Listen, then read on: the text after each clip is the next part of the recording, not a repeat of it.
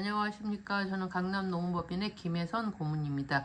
오늘도 정봉수 농사님 모시고 최근에 문의가 온 사건인데 5인 미만 사업장의 퇴직금 사건 관련해서 우리 정 대표님한테 말씀을 들어보도록 하겠습니다. 우선 배경 설명해 주시죠.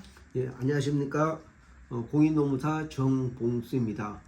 최근에 제가 상담을 했고 좀 진행되고 있는 사건인데 그에 대해서 좀 설명드리도록 하겠습니다. 여기는 사업주하고 1인 근로자가 같이 16년을 근무를 했다고 합니다. 근데 이제 근로자가 퇴직을 지난 8월 말에 하면서 퇴직금을 달라고 하니까 우리 회사는 퇴직금이 없다고 서로 약속을 하지 않았냐 이렇게 하면서 퇴직금을 못 받았습니다. 그래서 이 근로자도 실업급여 받는 거에 만족하고 있다가 근데 주변에 알아보니까 당연히 퇴직금이 발생한다 이거를 알고 제 노후법인에 찾아왔습니다. 그래서 퇴직금을 받고 싶은데 어떻게 해야 되냐. 그래서 우선 퇴직금이 얼마나 되는지 그걸 확인하자 해서 이분은 2008년도에 입사해가지고 2024년 8월 30일까지 일을 했습니다. 그러니까 약 16년 정도 일을 했는데 그 기간에 대해서 기본급 200과 성과급을 이제 받았었습니다. 그래서 제가 대략적으로 계산을 해보니까 약 한 5천만 원 정도가 나왔습니다. 그래서 이 근로자가 자기는 이 퇴직금을 받고 싶은데 그리고 또 이 사업주하고 좀 좋은 관계를 유지하고 싶다. 그래서 노동부에 가게 되면 이 금액을 다 받을 수 있겠지만은 좀 사업주하고 잘 얘기를 해서 어느 정도 절충된 금을 받고 싶다 이렇게 저한테 얘기를 했습니다. 그래서 이 사업주한테 전화를 했더니만 이 사업주가 하는 얘기가 우리는 성과급을 다른 데도 더 많이 주고 이렇게 했던 거는 당연히 성과급 속에 퇴직금이 포함되어 있다고 본인도 다 합의했고 또 처음부터 우리는 성과급을 주는 대신에 퇴직금은 없다 이렇게 해서 근무를 하게 됐다 이렇게 하면서 지금 와서 왜 딴소리 하냐 이렇게 그렇게 주장을 했습니다. 그래서 하여튼 거기는 일단락 짓고 이제 제가 이 근로자한테 하는 얘기는 우선은 이제 사업주한테 통보를 했으니까 한 일주일 정도 기다려서 만약에 사업주가 줄 마음이 없으면은 그때 노동부 진정하자 그렇게 좀 얘기를 했습니다. 그래서 그 이후에 며칠 뒤에 그 사업주한테 다시 전화가 왔습니다. 전화가 와서 저희한테 하소연을 합니다. 여기 사실 근로자가 한 번밖에 안 되기 때문에 진짜 자기는 집에 못 가져가지만 이 근로자한테는 더 많이 챙겨줬다. 그리고 지금 경기가 어려워서 여기는 직원도 내보낸 상태인데 우리 같이 영세한 사업에 대해서 어떻게 퇴직금을 줄 수 있겠냐. 하여튼 그런 식으로 저한테 하소연을 해왔습니다.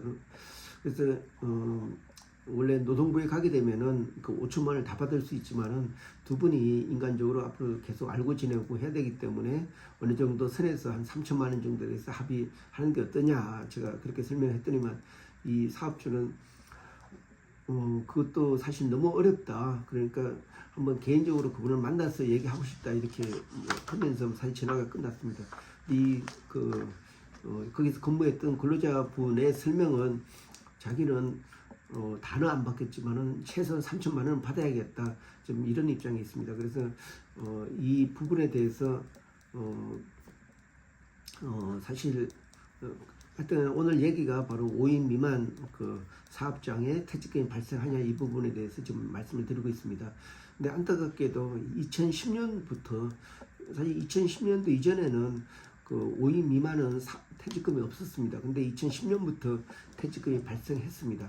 그래서 2010년부터는 1인 이상 모든 사업장은 1년 이상 근무하고 일주일에 15시간 이상 근무하게 되면 퇴직금이 발생합니다. 그래서 이런 경우 이 사업주 같은 경우도 옛날에 퇴직금 없을 때 이 근로자를 채용했고 한 2년 뒤에 그 다음부터 계속 퇴직금이 발생했기 때문에 퇴직금을 줘야 되는 그런 내용입니다. 그래서 저도 사업주의 어려운 그런 상황을 이해를 했고 이 근로자도 100%는 받고 싶지는 않지 100%는 다 아니지만 최소한 한 70% 정도는 받아야 된다 이런 입장입니다. 그래서 이제 앞으로 그 양쪽을 잘 설득해가지고 한번 그 협상을 시키는 게 제 임무라고 생각하고 있습니다.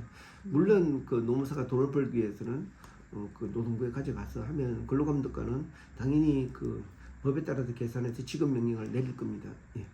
아, 그렇군요. 그러니까 지금 1인을 고용한 사업장이고 당연히 이제 5인 미만 사업장이고 근데 이제 이거를 이제 퇴직금을 그 당시에 어떻게 해서 줬으면 몰라도 이게 지금 그 16년간 근무를 했고 그리고 5천만 원이나 가까이 갑자기 이제 이 목돈이 을 마련해야만 가능한 건데 참 사업주 입장이나 여러 가지로 좀 불편한 상황이네요. 예, 그렇습니다. 근데 사실 퇴직금은 우리나라에서는 임금이라고 보고 있습니다. 근데 이제 퇴직을 전제로 발생하는 임금이고, 근데 사실 임금을 안 준다는 것은 강제 근로를 했다고 우리가 판단하고 있습니다. 그래서 노동부에서는 굉장히 큰 처벌을 가하고 있고, 심지어는 회사가 망하더라도 국가에서는 임금 최단금 제도라는 게 있어가지고 이렇게 대지급금 제도로 명칭이 바뀌었는데 그 마지막 그 최종 3개월치 임금 또 마지막 그 3년치 퇴직금 이런 6개월치만큼은 최우선 변제라고 해서 어떤 다른 재산권에 압류됐던 그러한 채권보다 더 우선적으로 이제 처리를 해주고 있고 또 예, 국가에서 이제 임금 채권 보장 기금에서 이제 그게 한도가 있지만은 그렇게 3개월치 임금은 3년간이 그러니까 3년간의 퇴직금 약 6개월치에 대한 임금은 그 국가에서 마련한 그 임금 채권 보장 기금에서 이제 근로자한테 직접 주고 있습니다. 네, 그렇군요. 그러면 사업주에서 부담할 수 있는 금액이 얼마고 이런 말씀하신 국가에서 하는 게 어느 정도 되는 건가요?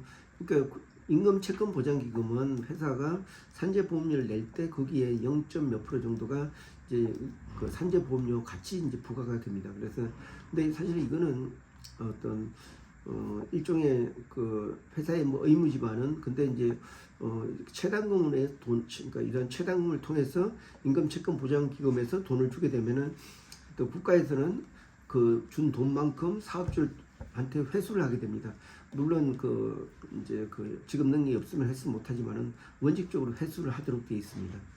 네, 그렇다면 그러면 국가에서 일단은 주고 이렇게 사업주로부터 회수를 해야 되는데 만약에 못할 경우는 국가 자원이 빠져나가는 거 아닌가요? 예, 그렇습니다. 그래서 사실 임금 채권 보장 기금에서 잘 유지되지만 건전하게 이렇게 하기 위해서는 반드시 이제 회수를 해야 되는데 사업주가 대부분이 그 사실상 도산에 있는 그런 기업이기 때문에 대부분 못 받는 경우 많이 있습니다. 그런데 이제 이렇게 또 사실상 이렇게 좀 남아있는 재산이 있다든지 하게 되면 당연히 그 채권 회수를 통해서 그 국가가 미리 준 돈만큼 내고 있습니다.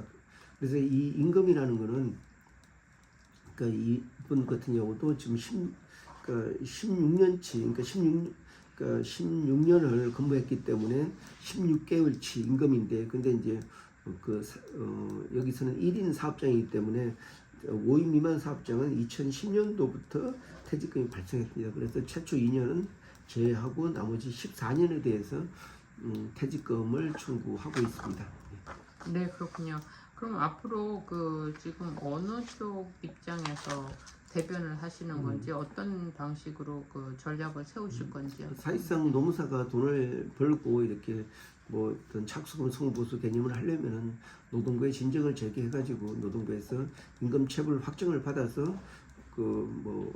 이제 그 회사한테 이제 압력을 가해서 이분이 지급하도록 하면은 그 노무사도 성보수를 더 많이 받을 수 있습니다. 그런데 사실 1인을 고용한 사업장 같은 경우는 굉장히 영세합니다.